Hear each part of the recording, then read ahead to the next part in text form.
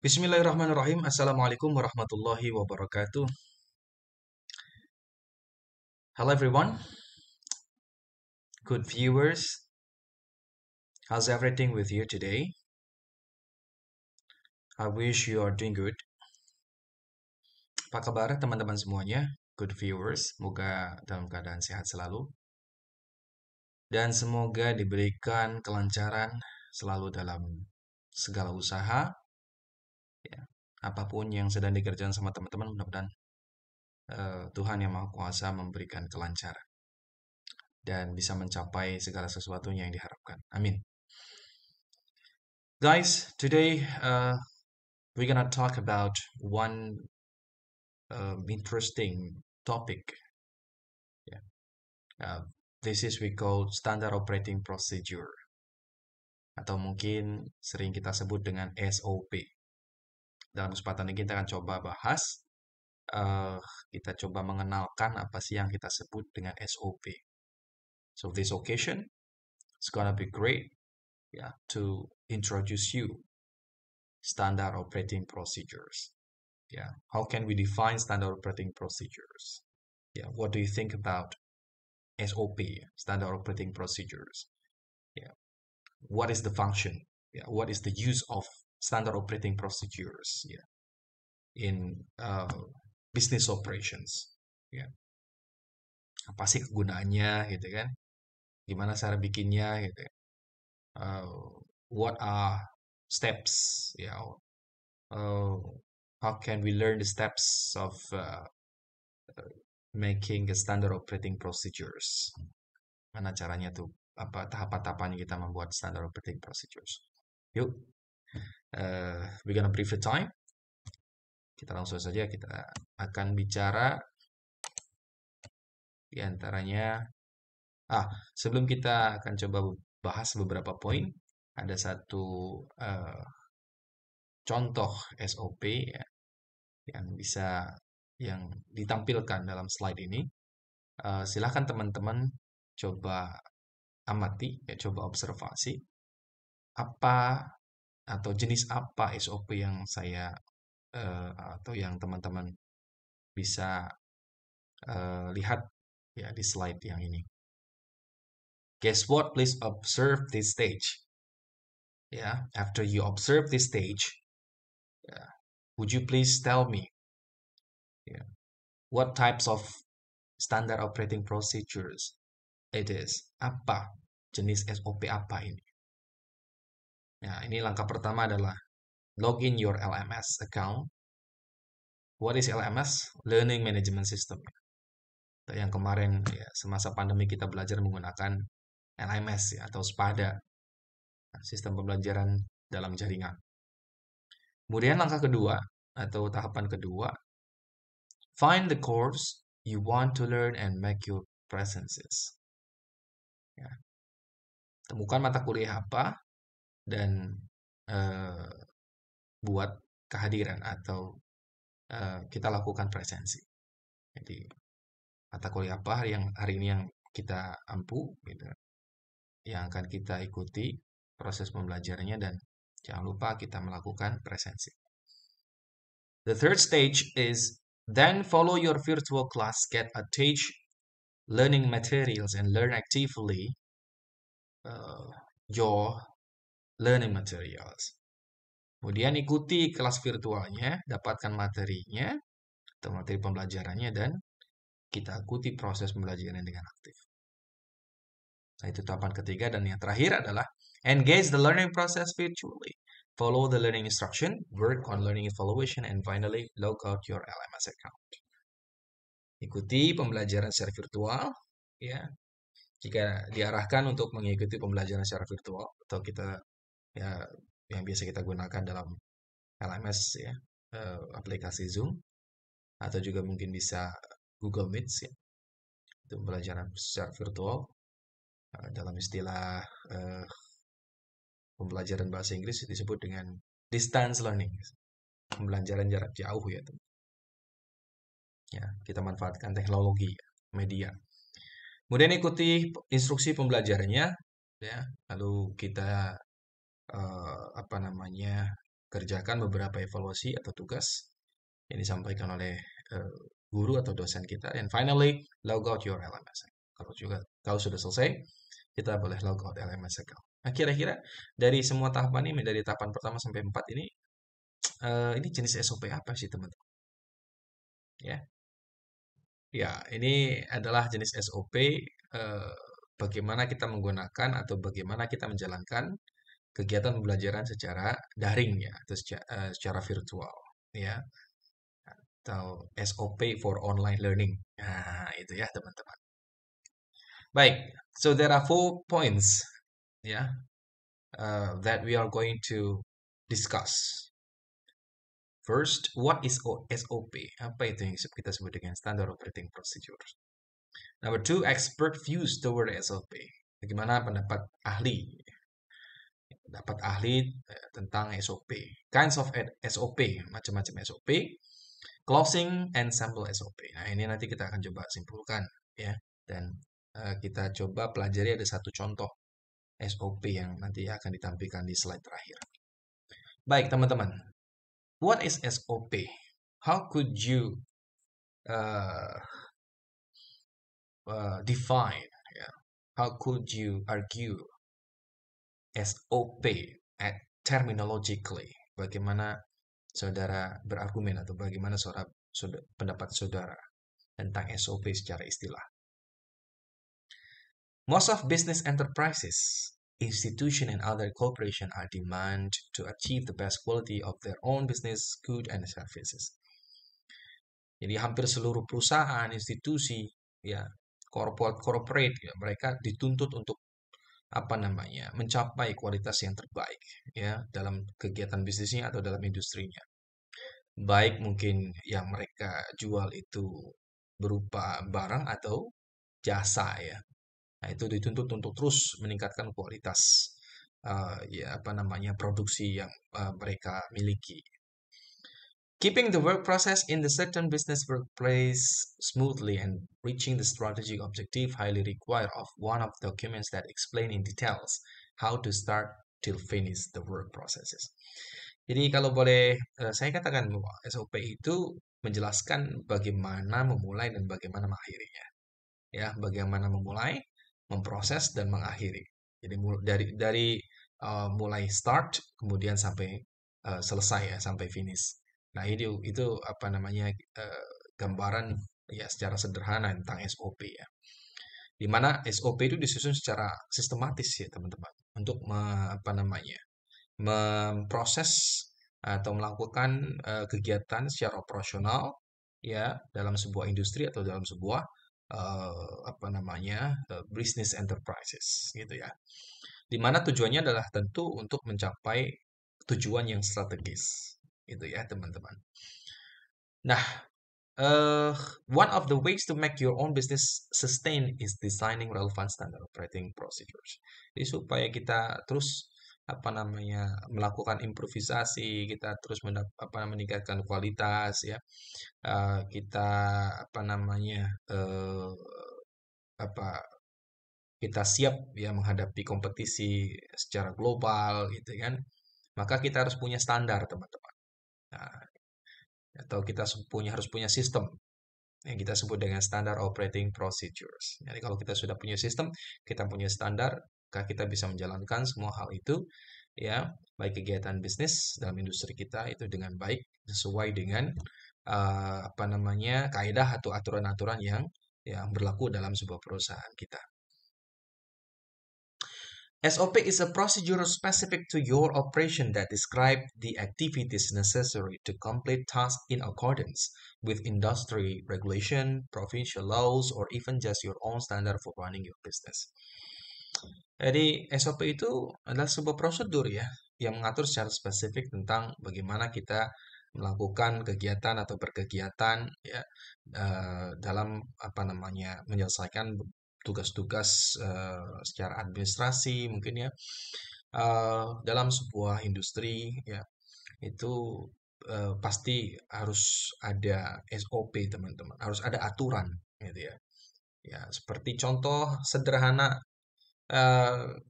ya mungkin ketika kita masuk dalam dunia industri ya kita masuk atau kita kita ingin berkunjung ya dalam sebuah area industri, ya ada apa namanya di pintu entry gitu kan, pintu masuk biasanya itu terpampang besar ya bahwa pengunjung itu harus wajib menggunakan helm gitu kan, harus melaporkan, harus apa namanya melakukan laporan atau harus lapor kepada pihak yang berwenang gitu kan, ya agar bisa mendapatkan visit permit gitu kan, izin masuk gitu, atau izin kunjungan dan sebagainya. Nah, itu hal yang sederhana ya, contoh yang sederhana terkait penjelasan SOP ya teman-teman semua.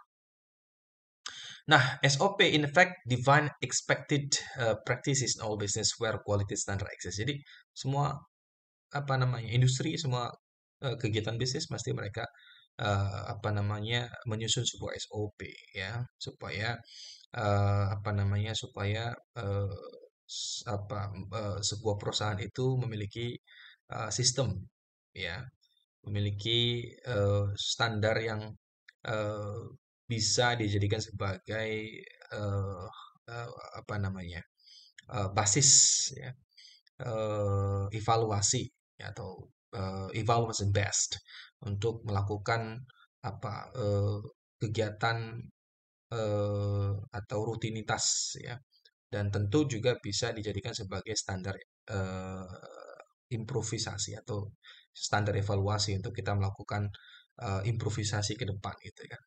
Bagaimana nih caranya supaya kita bisa meningkatkan produktivitas, efektivitas ya dalam sebuah perusahaan, baik mungkin efektivitas kegiatan atau proses bekerja ya dan sebagainya. Ya, SOP play an important role in your small business. Ya, jadi penting banget ya teman-teman. Ya, perannya sangat penting. SOP are policies, yang bisa dikatakan policies, kebijakan, procedures, sebuah aturan, ya, standar you need in the operation, marketing, administration, disciplines within your business to ensure success. Jadi untuk mencapai sebuah kesuksesan, ya yang kita harapkan tentunya ya, semua perusahaan, semua industri pasti mengharapkan bahwa mereka memiliki tujuan apa yang sama gitu kan. Ingin ingin ingin menciptakan sebuah kesuksesan ya, mencapai eh, apa level yang eh, apa satisfactory ya. Ya, satisfactory levels gitu. Nah, tentu harus ada standarnya gitu, teman-teman semua. The expert views. Nah, ini ada dua pandangan yang saya coba kutip ya. Menurut Akyar, Standard Operating Procedure is a process document. Jadi dokumen yang menjelaskan sebuah proses. Ya, dari mulai awal sampai akhir gitu ya, teman-teman. That describe in details, yang menjambarkan atau yang menjelaskan secara details gitu ya. Bagaimana proses kita memulai dan bagaimana kita menjalankan sebuah kegiatan dan sebuah proses suatu proses gitu ya dalam apa sebuah perusahaan atau bisnis enterprises kemudian sampai terakhir sampai selesai gitu. Nah, kalau menurut Hammer, a good system force employee to think through process and examine how the procedure might influence product, personnel production, and equipment. It should not be forgotten that best written SOP will fail if they are not followed. Jadi tentunya sebagus apapun susunan SOP kita, sebagus apapun desain SOP kita, tapi kalau misalnya tidak bisa diterapkan untuk apa namanya sumber daya kita gitu kan, maka itu akan sia-sia. Ya, jadi SOP yang luar biasa, SOP yang bagus itu ada yang bisa diikuti, yang bisa dipatuhi gitu ya oleh sumber daya yang ada dalam sebuah lingkungan bisnis atau industri tersebut gitu ya teman-teman. Itu yang dikatakan oleh Hatamar. Jadi kalau memang bisa diterapkan ya sebuah standar tersebut, maka apa namanya tentu apa namanya segala komponen yang ada dalam tubuh internal industri atau business enterprises itu akan eh, dengan sendirinya bisa mencapai apa namanya mencapai tujuan yang diharapkan tentunya teman-teman semua. Nah, Ini ada beberapa apa namanya macam SOP ya. Saya kutip dari Jane in 2008. There are some different kinds of it, SOP. Yeah, we can say or we can namely SOP for quality assurance. Ya, quality assurance itu eh, kalau kita di kampus gitu ya ada yang kita sebut dengan Badan Penjamin Mutu Internal. Jadi internal quality assurance gitu ya. Jadi yang memang menjamin bagaimana proses eh, apa namanya pembelajaran ya, apakah sejauh ini proses pembelajaran daring itu dikatakan efektif ya, bagaimana indikatornya kalau memang dikatakan efektif gitu kan. Kemudian dari mana datanya, bagaimana cara mengevaluasinya, bagaimana cara menganalisisnya, ya, kemudian sampai pada hasil gitu kan, dan mungkin bisa dijadikan sebagai feedback untuk kampus agar bisa melakukan improvisasi apa namanya jangka di masa yang akan datang. Nah itu ya apa namanya contoh konkret ya. Kalau kita bicara quality assurance ya. Jadi kalau teman-teman ingin tahu seperti apa SOP for quality assurance itu, teman-teman bisa apa namanya bisa ya banyak belajar lah ya. Kita juga Bapak juga sama masih belajar.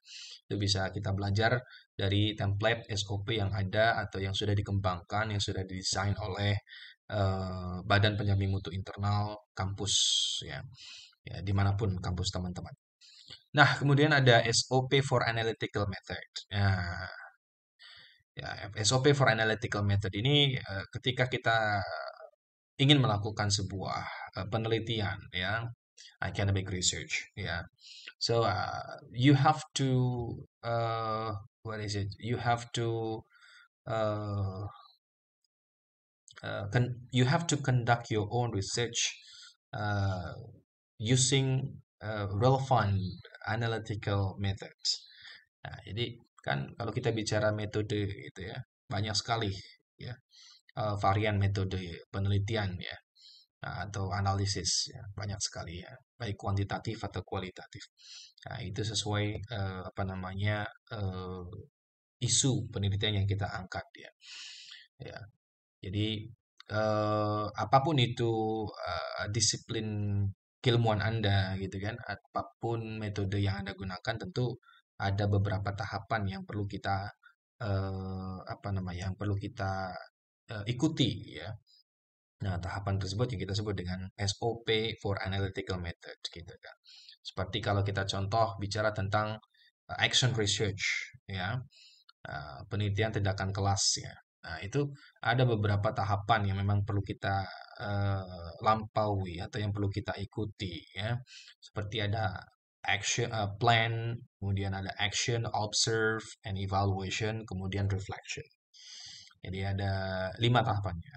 Yang pertama ada planning, kemudian ada action, observation, uh, evaluation. Nah, setelah kita evaluasi, kita kembali kepada reflection. Jadi balik pada cycle 2. Ada cycle 1, cycle 2, cycle 3 ya. Kita sesuaikan dengan kebutuhan kita gitu ya. Dalam melakukan sebuah proses penelitian. Kalau kita mengangkat metode penelitian classroom action research atau action research. Ya, yang dikembangkan oleh Chemist and Max Tegart ya. Nah, itu metode salah satu metode ya dari analytical method. Kemudian ada SOP business operation. Apa itu SOP business operation? Ya, kegiatan operasional bisnis kita itu pasti ada SOP-nya gitu ya, teman-teman. Ya.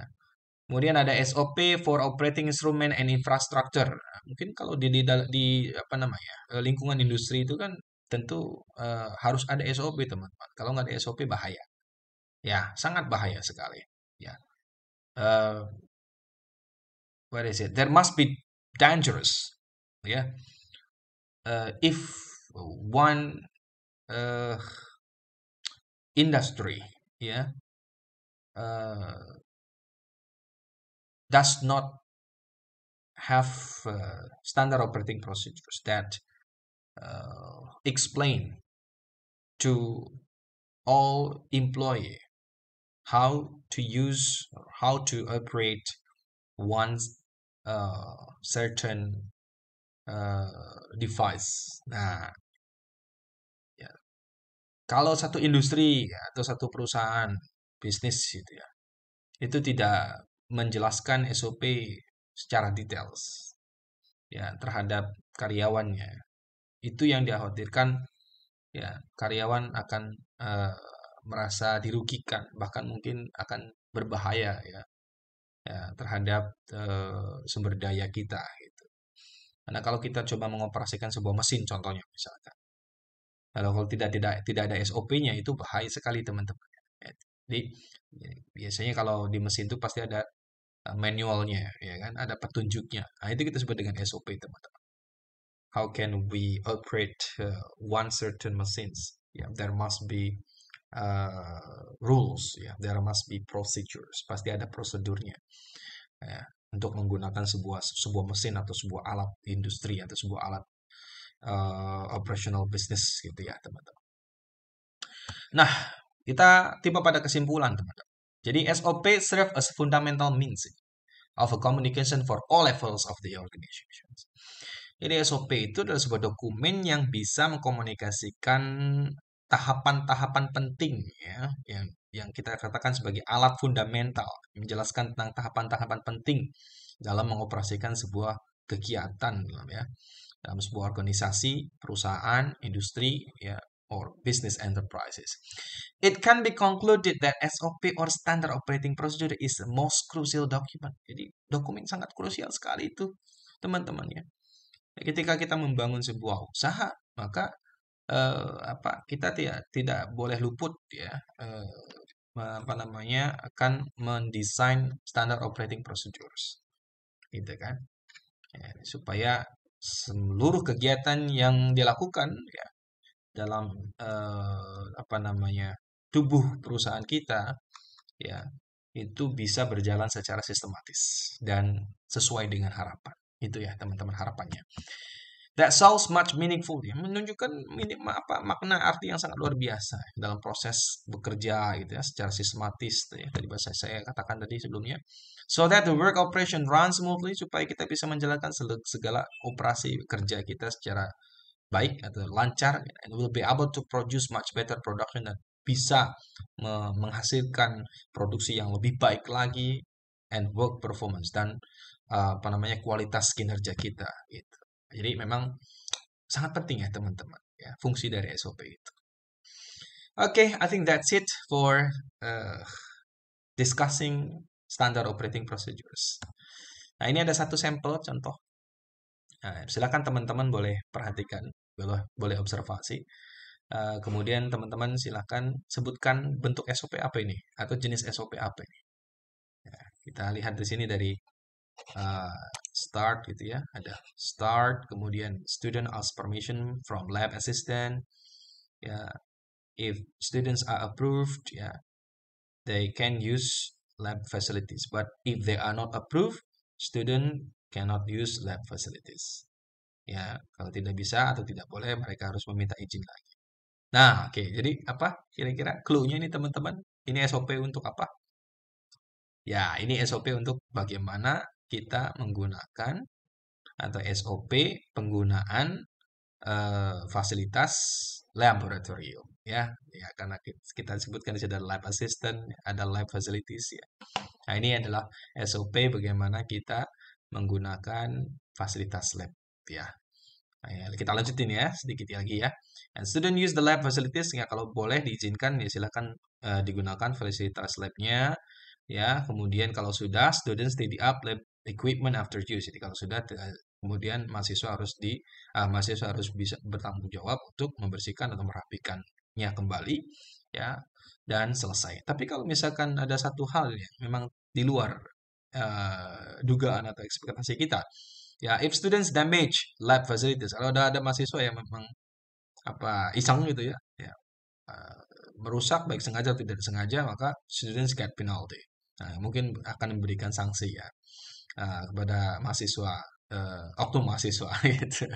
Dan maka nanti akan konsekuensinya mahasiswa tidak akan bisa menggunakan fasilitas lab yang sudah disediakan. Jadi mohon pada teman-teman semuanya mungkin bisa saling menghargai, yang kita bisa merawat apapun yang kita miliki. Cie, termasuk perasaan kita. Asik. Oke, teman-teman, I think that's it for today's video lessons ya. Hope you enjoy this video lessons. Mudah-mudahan teman-teman bisa enjoy videos lessons dalam kesempatan ini. I'm really sorry if I've got little mistakes. Yeah, I have pretty much lackness. Ya, saya punya banyak kekurangan. Saya mudah-mudahan apa yang disampaikan dalam kesempatan ini bisa memberikan manfaat buat teman-teman semuanya. And don't forget, ya, untuk mensupport channel kami, ya, semoga teman-teman dengan senang hati memberikan dukungan dengan cara klik like and subscribe. Ya, thank you very much for your attention. Kita ketemu lagi di video lesson berikutnya in the next time. Ya, we'll see you again in the next video lessons. Thank you. Assalamualaikum warahmatullahi wabarakatuh.